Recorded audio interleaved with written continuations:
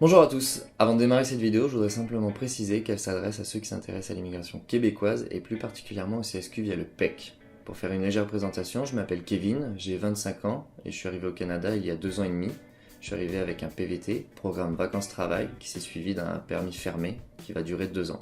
La vidéo va donc se dérouler en plusieurs chapitres qui vont s'afficher devant vous, vous pourrez sélectionner le chapitre en question qui vous intéresse. Le chapitre 1 concernera l'immigration québécoise, qu'est-ce que le CSQ et les 3 manières de l'obtenir. Le chapitre 2 concernera le CSQ via le PEC, puisque c'est le sujet de la vidéo. Le chapitre 3 sera les conditions particulières du PEC. Et le chapitre 4 sera sur le dossier, comment monter le dossier et répondre aux questions un petit peu loufoques.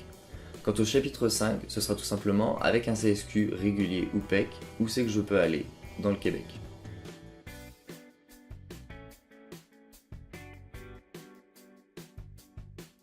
La première question qu'on va se poser, c'est d'abord, qu'est-ce que le CSQ ?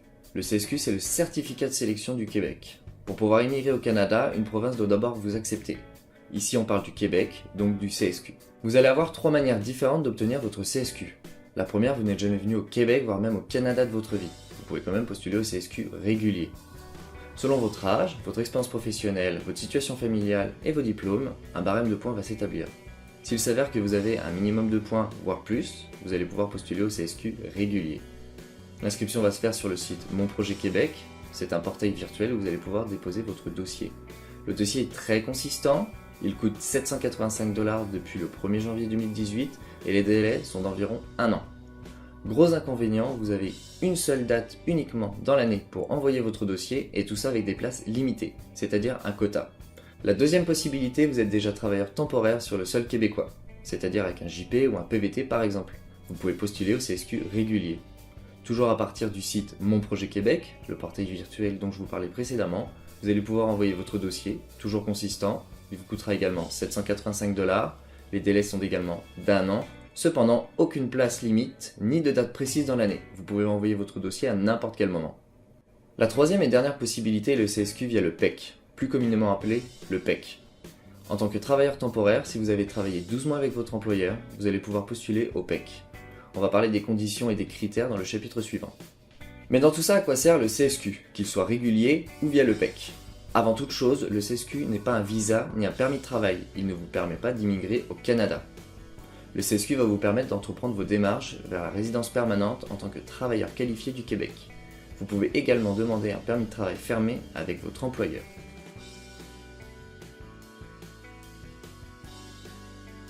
Le PEC est le programme de l'expérience québécoise. Il se divise en 2 parties. Dans la première partie, les diplômés du Québec. Si vous êtes sorti de l'école avec un diplôme québécois, vous allez pouvoir postuler au CSQ via le PEC. Dans la deuxième partie, les travailleurs qualifiés. Si vous avez passé 12 mois avec votre employeur québécois et que vous êtes dans une certaine catégorie de travail, vous allez pouvoir postuler au CSQ via le PEC.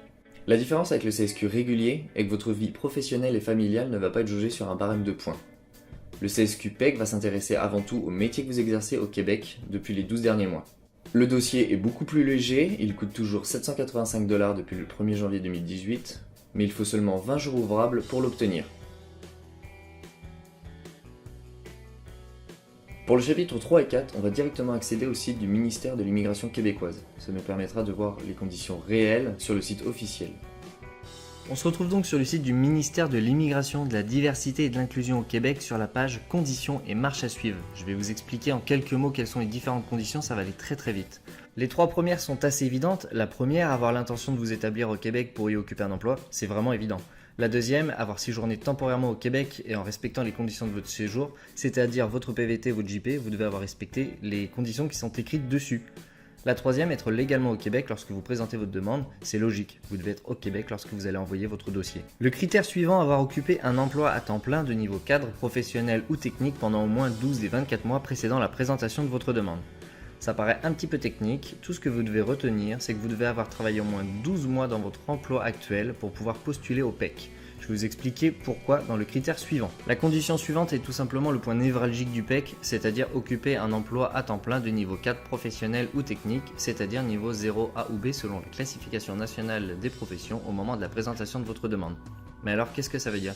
Ça veut tout simplement dire que vous ne pouvez pas obtenir un PEC avec n'importe quel métier. Ce métier que vous exercez doit faire partie de la classification nationale des professions, c'est-à-dire niveau 0 A ou B.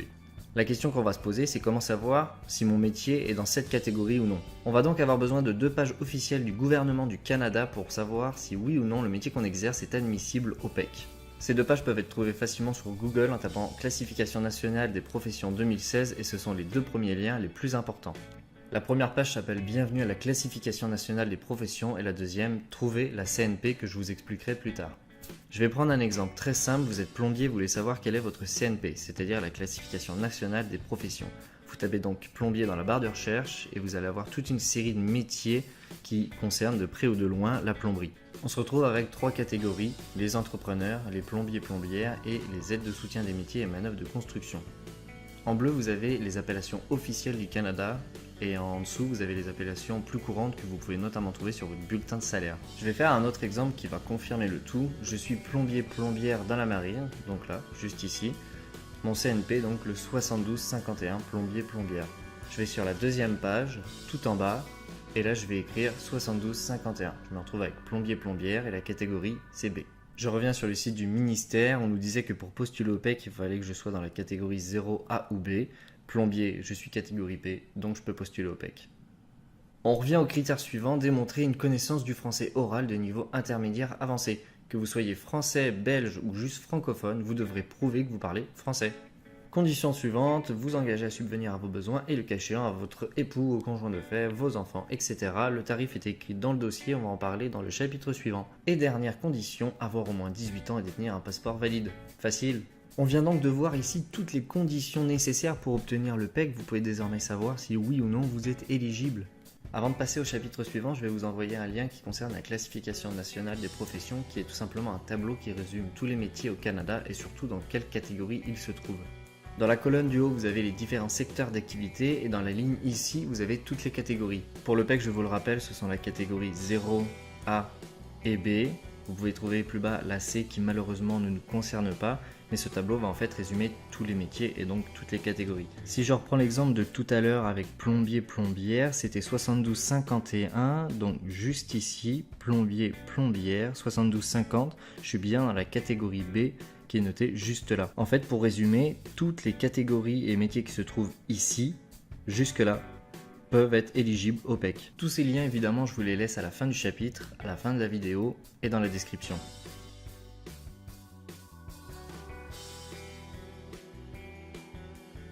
Désolé d'interrompre le fil de la vidéo, mais lors du montage, j'ai découvert qu'il y avait une nouvelle mise à jour concernant le CSQ PEC. En effet, les conditions pourraient très bien rajouter les catégories C et D, ce qui voudrait dire que vous auriez plus de possibilités d'obtenir votre CSQ.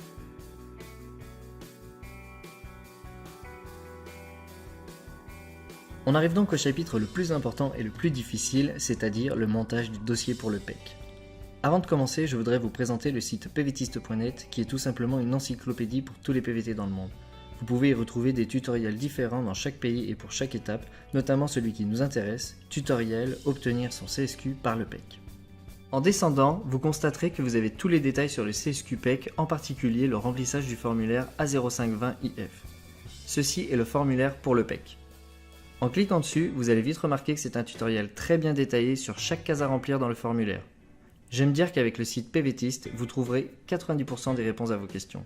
Je m'essaye simplement de répondre aux 10% restants. Pour ce faire, on va télécharger le formulaire A0520IF en tapant sur Google formulaire CSQ PEC.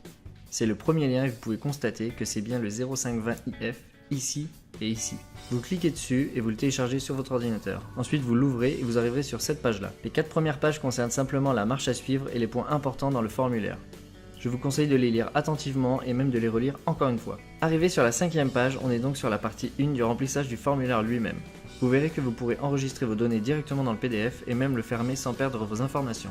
Dans la partie 1, petit 1, renseignements sur votre identité. Il vous suffit de cocher votre sexe, votre nom de famille, vos prénoms, c'est-à-dire tous ceux qui sont indiqués sur votre passeport, votre nom de mariage s'il y a lieu, ainsi que d'autres prénoms que vous avez pu porter auparavant. Votre numéro de passeport, date de début et date de fin. Je vous rappelle que votre passeport doit être valable pendant toute la durée de traitement de votre dossier.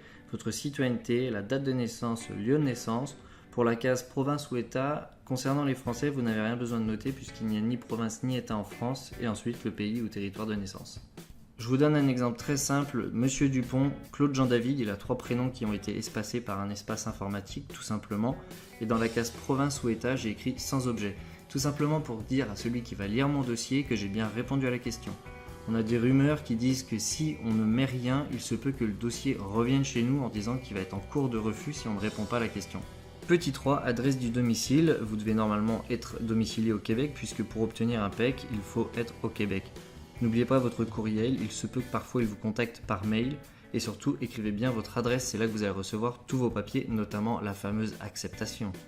Dans le petit 4, si comme moi vous n'avez rien besoin de compléter, je vous conseille de mettre sans objet juste à côté de s'il y a lieu. Encore une fois pour dire à celui qui va lire le dossier que j'ai bien répondu à la question. Petit 5, mais cette fois avec les enfants, si vous n'avez rien besoin d'écrire, je vous conseille encore une fois de mettre le petit sans objet à côté de s'il y a lieu, toujours pour leur faire comprendre qu'on a bien répondu. Et petit 6, emploi au Québec. Première question, présentement, occupez-vous un emploi à temps plein, minimum 30 heures par semaine, au Québec? Si vous répondez non, ça veut dire que vous ne respectez pas les conditions du PEC, donc il faut répondre oui à cette question. Première consigne, notez tous les emplois occupés à temps plein au Québec au cours des 24 mois précédant la présentation de votre demande, en commençant par le plus récent. Pour la consigne juste en dessous, ces emplois doivent être de niveau 4 professionnel ou technique, sachez que ça concerne seulement le métier que vous avez actuellement, celui qui ira à la première ligne tout en haut. Cependant, si vous avez exercé dans une catégorie C, comme par exemple caissier, vous devez tout de même noter ce fameux caissier dans le tableau. En résumé, vous devez noter dans ce tableau tous les emplois que vous avez effectués au Québec du moment qu'ils sont égaux ou supérieurs à 30 heures par semaine. On va donc commencer avec le métier le plus récent, c'est-à-dire celui pour lequel vous postulez au PEC. On va dire que vous avez commencé le 7 février 2018. Vous ne pouvez pas connaître la date de fin puisque vous devez toujours être à l'emploi selon les conditions du PEC. Le nom de l'entreprise au Québec, vous la connaissez. Le titre de l'emploi occupé au Québec, je vous conseille fortement et encore une fois fortement d'écrire exactement ce qu'il y a décrit sur les CNP, les classifications nationales des professions. Je m'explique, j'ai vu énormément de personnes se faire refuser leur dossier tout simplement parce que dans cette case-là, ils n'ont pas écrit exactement le métier mot pour mot qu'il y a décrit sur les CNP. Exemple banal, vous êtes éducateur de la petite enfance, n'allez pas écrire animateur de la petite enfance, vous allez vous faire recaler. On reprend donc l'exemple très simple de plombier, je vais écrire plombier tout simplement pour vous faire comprendre. Le salaire horaire, vous le connaissez, le nombre d'heures travaillées par semaine, encore une fois, c'est 30 heures minimum ou plus. Et ensuite, vous faites exactement la même chose avec les autres emplois que vous avez eu précédemment. Consigne suivante, écrire les principales tâches accomplies au Québec dans le cadre de vos fonctions. Mon avocate me disait que certains dossiers avaient été refusés parce que les tâches notées dans le second tableau ne correspondaient pas au métier pour lequel vous postuliez au PEC, c'est-à-dire plombier dans l'exemple. Ce que je vous conseille de faire encore une fois, c'est d'utiliser la CNP et en cliquant sur votre métier en question, vous allez avoir les tâches que vous êtes censé accomplir dans votre profession. Attention, mon avocate me déconseille fortement le copier-coller. Reprenez juste la reformulation des phrases, modifiez-la et réécrivez-la à votre sauce. Et petit 7, connaissance du français. Vous allez voir que vous avez 3 manières différentes d'obtenir votre connaissance du français. La première, celle que j'ai faite, c'est le test de français oral niveau intermédiaire avancé reconnu par le ministère de l'Immigration. Je vous laisse ici un petit exemple de ce que j'ai pu faire et écrire avec des scores approximatifs et surtout quel diplôme j'ai obtenu. Vous aurez donc la compréhension orale à passer avec la production orale. Vous cliquez bien ici sur la photocopie de l'attestation que vous fournirez en plus dans le dossier. Et le diplôme que j'ai passé, c'est le TEF. Tous ces diplômes-là sont possibles à obtenir. J'ai pris le TEF parce qu'il était le plus proche de chez moi, tout simplement. La deuxième possibilité, c'est la copie certifiée conforme du relevé de notes de vos 3 dernières années d'études secondaires ou postsecondaires, c'est-à-dire pour le français, c'est les années d'études du collège, lycée, et si vous voulez, vous pouvez même rajouter votre université, la maîtrise, etc. On appelle une copie certifiée conforme tout simplement le bulletin de notes qui a été signé en bas par la mairie avec un tampon et une signature. Je vous laisse ici un exemple très simple que j'ai pu trouver sur internet, vous voyez bien que c'est un tampon et une signature en bas de la page. Vous pouvez faire la même chose avec vos diplômes. Troisième possibilité, exactement la même chose mais pour ceux qui ont fait leurs études au Québec. Et quatrième possibilité que j'ignore complètement donc je ne vais pas du tout vous en parler. Cependant vous pouvez lire dans les colonnes ici, vous avez des sites pour vous renseigner sur quelle possibilité est la meilleure et la plus simple pour vous et comment procéder. Petit 8, situation actuelle, très facile, moi j'étais permis vacances-travail, le PVT, donc j'ai cliqué sur la deuxième option, tout simplement. Petit 9, demande antérieure, avez-vous déjà présenté une demande de séjour temporaire au Canada? Il faut évidemment répondre oui, puisque vous devez être sur le sol canadien et même québécois pour pouvoir postuler au PEC. Après plusieurs recherches sur internet, j'hésitais à savoir quelle province je devais écrire parce que j'ai validé mon PVT à Vancouver, c'est-à-dire que la province était la Colombie-Britannique. Mais en recherchant sur internet, j'ai compris qu'il fallait quand même mettre Québec. Donc pour la province, vous devez mettre Québec. Ensuite, une demande d'immigration permanente pour le Québec, il se peut que vous ayez postulé également pour le CSQ régulier comme je disais au début de la vidéo. Donc vous pouvez mettre en attente d'une décision et programme régulier, c'est le CSQ régulier. Vous avez le droit de lancer un CSQ régulier en plus de lancer votre CSQ PEC. La seule différence, c'est que vous allez payer les frais de dossier pour le CSQ régulier et pour le CSQ PEC, soit $785 2 fois au final. Mais c'est légal. Ensuite, une demande d'asile au Canada, ça vous concerne. Petit 10, le lieu d'établissement, je vous conseille fortement de mettre Québec, puisque j'ai entendu dire également d'après mon avocate que le Québec n'aime pas savoir que vous allez récupérer votre PEC pour partir ailleurs. Petit 12, personne rémunérée qui vous conseille, vous assiste ou vous représente. J'ai eu affaire à une avocate mais qui n'était pas reconnue par le ministère de l'Immigration. J'ai donc coché non. Après avoir signé le contrat sur les valeurs québécoises, vous allez arriver au contrat d'autonomie financière. L'engagement pour le contrat d'autonomie financière, c'est tout simplement une somme en dollars canadiens que vous allez devoir avoir lorsque vous enverrez votre dossier pour l'obtention du PEC. Ici, dans mon cas, c'était 3085 $. Sur la page suivante, vous allez avoir le tableau juste ici, qui vous explique selon votre situation familiale quelle somme vous devez avoir. Comme j'étais tout seul, j'étais tout simplement un adulte, mais si j'avais été avec ma conjointe par exemple, la somme serait passée à 4525 juste ici. Et ainsi de suite avec... La partie 2, très simple et à la fois très stressante, il vous suffit de cocher tous les documents que vous allez rentrer dans votre enveloppe. Ça permet à celui qui va ouvrir votre dossier de voir quel document est présent et quel document ne l'est pas. Surtout, n'oubliez pas un document, vous pourriez avoir une demande rejetée ou en cours de rejet. Pour chaque document requis, vous allez avoir un format exigé. Parfois l'original, parfois la photocopie et parfois la copie certifiée conforme. Dernier petit point, le paiement des frais exigés, vous avez juste à suivre les indications qui sont tout simplement sur ce site. Rien de plus simple. Voilà, vous êtes prêt à compléter votre dossier pour l'obtention du PEC. Je vous ai fait part de mes réponses pour ma situation et c'est avec celle-là que j'ai obtenu mon PEC. Cependant, suivre mes conseils ne vous offrira pas le PEC d'office, mais vous éviterez clairement certaines erreurs, donc par extension un possible refus. Pour information, j'ai envoyé mon dossier le 9 août et le lendemain j'ai appelé pour confirmer mon transfert du CSQ régulier vers le PEC. Et j'ai reçu mon PEC le 1er octobre. Vous constaterez que j'ai dépassé les 20 jours à cause du fameux transfert.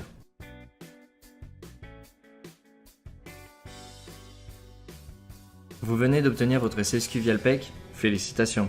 Pour rappel, le PEC n'est pas un visa. Inutile d'aller aux US pour faire la fête et revenir, on vous refusera à la douane canadienne. Disons que le PEC n'est qu'une acceptation de la part du Québec pour vous intégrer au Canada. Mais au final, c'est le gouvernement canadien qui dira le dernier mot. Cependant, avec le PEC, vous pouvez démarrer vos démarches pour la résidence permanente en tant que travailleur qualifié, ou encore demander un permis de travail fermé avec votre employeur, ou même les deux. Avant de clôturer cette vidéo, je vous laisserai un récapitulatif des 3 CSQ différents et les conditions globales pour l'obtenir. Vous trouverez également des liens d'immigration dans la description et à la fin des vidéos. Je vous remercie de m'avoir suivi, je vous souhaite bonne chance pour vos démarches et à bientôt.